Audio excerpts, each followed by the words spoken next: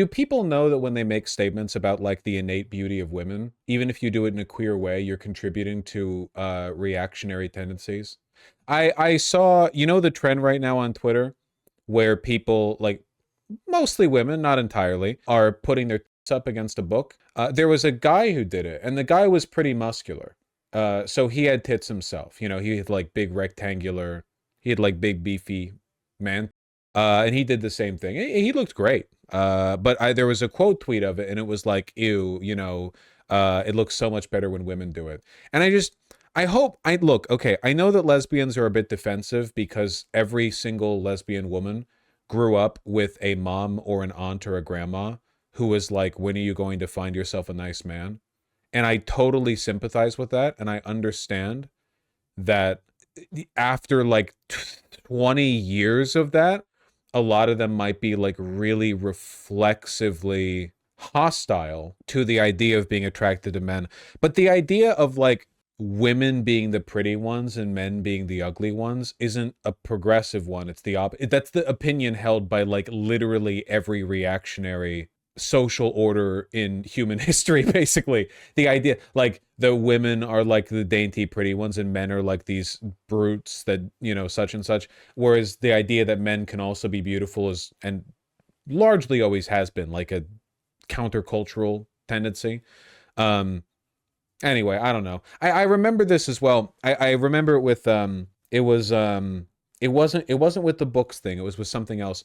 There was a tweet, and it was a woman's torso, and she was quite skinny, and it had red lines in it that were indents from her wearing a corset.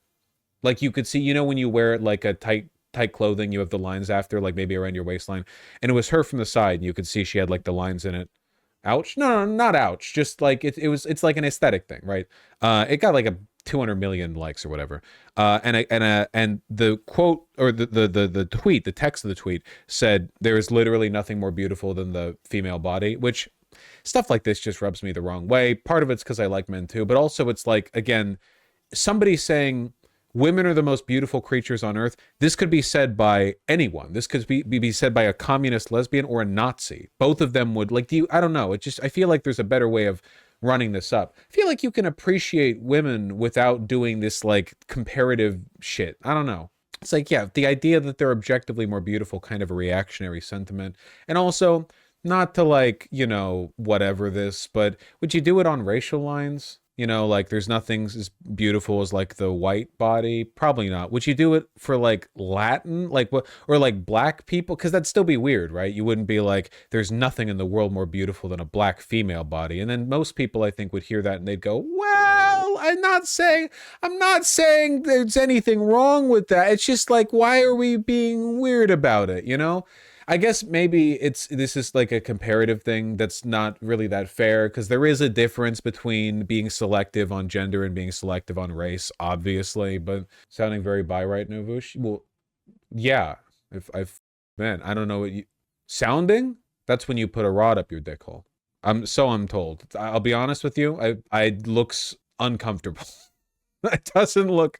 That shit looks terrifying. Whatever people are into, I don't know. And anyway, the point I was getting at is the tweet was saying like there's nothing more beautiful than the female body, and then a man quote tweeted it, or I don't know if it was a man who did it. It was probably a man who did it because men are like this. But they posted a male torso from a similar angle, and the guy was ripped.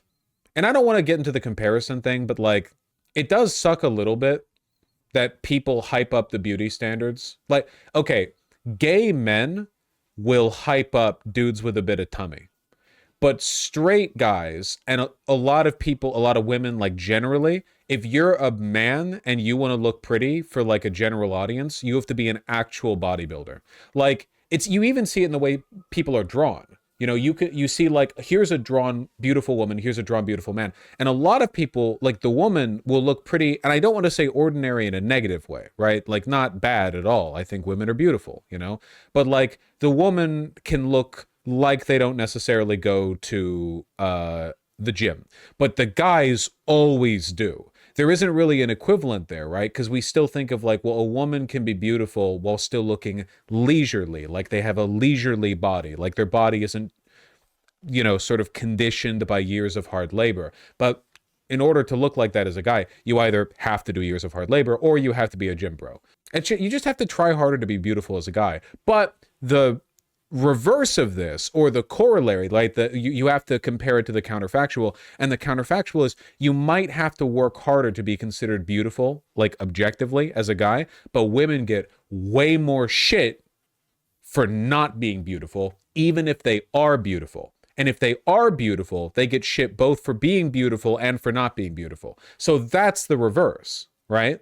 That's the fucked up dialectic. If you're a guy who wants to be beautiful, you have to work really hard. But if you're a woman who just wants to live your life, you're taking shit from all sides, whether you're ugly or not. So I don't know. It's not good.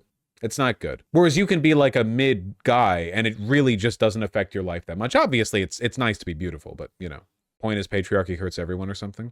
Yeah, I just don't think that, and I'm being targeted here. I don't think like lesbians are helping out the dynamic when, because the guy posted his torso. He was very ripped. The guy who posted it, like the woman said, the post of the woman was there's nothing more beautiful in the world than the female body. And then somebody quote tweeted, and it was a guy who was ripped with the ripped torso, like very, very ripped. And then there were people, lesbians presumably, quote tweeting that and going like, oh, I hate it when men do this thing. Why men are not as beautiful as women. And it's, again, like you could be saying that as a adherent of any political ideology. It's not like radical.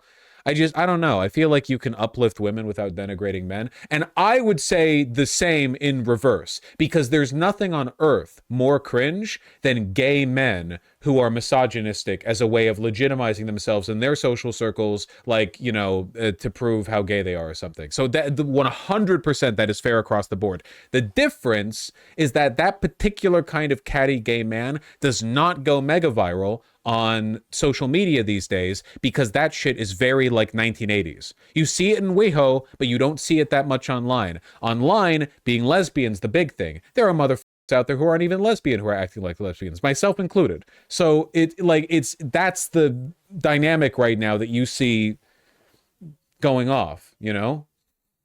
It is an overplayed dynamic, for sure. 100%. So we just tell everyone they're ugly? Yes, it's the only way, actually. Why did I get on this?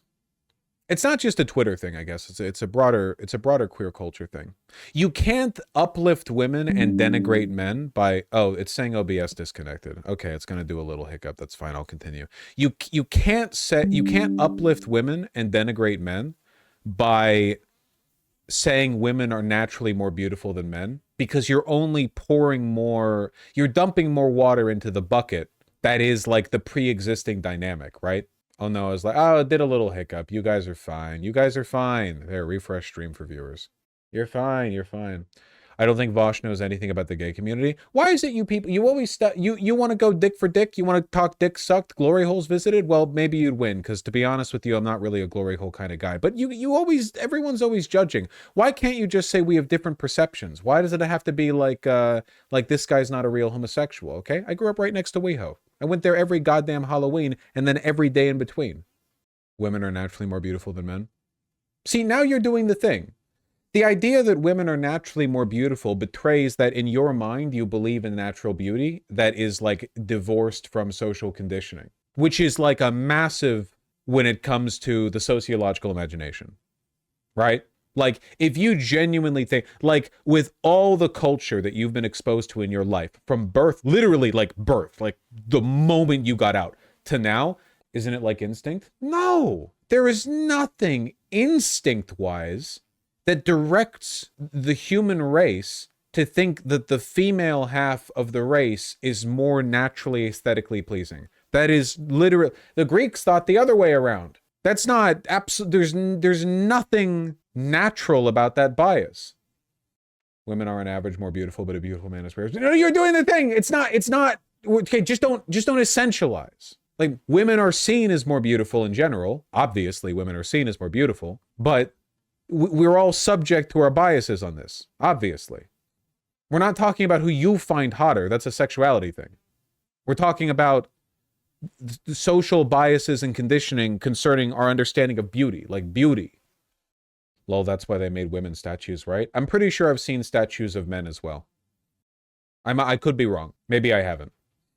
I agree it's social conditioning, but I can't just magically undo 20 plus years of social conditioning on beauty standards. I didn't ask you to. No one asked that of you. Most women hold beauty as one of the core pillars to their life. No men, so why would it not be true? You're deep in the the pit. You're lost in the sauce. I wonder what happened to all the naked male statues. They're literally like everywhere. You can if you go to places where statues are, there are probably naked male statues. Like wherever you'd go to see a statue. I saw a marble penis on a school field trip in Europe. That's great, man. Chad has never seen a twink. You know, I resent the shift, the definitional shift of twink over time. I don't respect it. Twink doesn't mean anything anymore. Twink is like a gay culture subset of like young, skinny, hairless guys, but not feminine. It wasn't like a femboy or whatever the thing. Now twink means anything. And twink is when they're a bit thicker, hairier, beefier, whatever. There's a lot of overlap there. But now everything just gets blended together. And now the heterosexuals are using these terms. Straight people say top and bottom now. I don't know. No, they don't. Yeah, they do. Isn't it a genetic thing? Men are pressured by evolution to spread their genes wide for maximum survivability, while females are selective due to the amount of energy required to have kids? No. It's evo psych pseudoscience. Evolutionary psychology is largely considered a pseudoscience because there's no real way to test their theories. They just come up with explanations after the fact for things they think are the way they are for reasons that make sense to them. You're not really experimenting or testing anything. You're just like post hoc rationalizing, which is why it's like a favored science with dude bros. No, I'm not mad at the chatter for asking. It's an earnestly asked question. Don't be vindictive. I get more annoyed by you mother adding me 3 times in a row to ask me if I've seen an article that I covered 2 days ago than I am by somebody asking a question like that. There are like evolutionary influences in our preferences, but I think it's like if you take a look at what we dictate our lives to be day after day, it's pretty obvious that an overwhelming amount of our biases, even when it comes to innate impulses like sexuality, are dictated by social pressures rather than by evolutionary genetic biases, you know? Like, we're very smart. You take a cat, you can train a cat as much as you want, cat's still gonna act like a cat. Same with a dog. They are the way they are. Humans, you can get a surprising amount of variety. With us, you can get a shocking amount. And it's just because we're capable, our learned behaviors overtake the... look, I'll put it this way, okay? If our behavior was dictated primarily by evolutionary impulse, we would not be able to live in the worlds we've created for ourselves.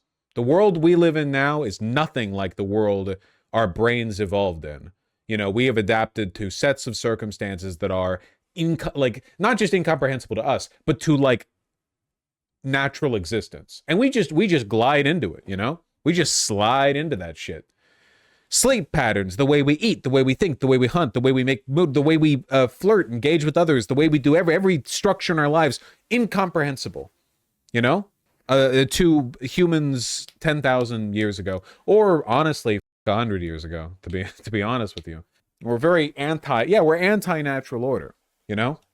I remember hearing that being overweight was a really attractive trait, whereas today I don't think it's true anymore. No shade to anyone. No, I mean, it varies massively. I mean, there are a lot of people who find it attractive today. They just don't get talked about as much. It's not as mainstream. But yeah, being overweight used to be seen as more of like a sign of wealth and privilege because of the excess food. Yeah, just like the being pale versus being tan. Look, I'll give you the easiest counter. If our preferences and biases when it comes to who we love, who we want to or raise kids with, you know, if they're all dictated by women want security and men want a good genetic pool to like and reproduce out, how do you explain literally every couple and romantic relationship you've ever seen, both in person and online?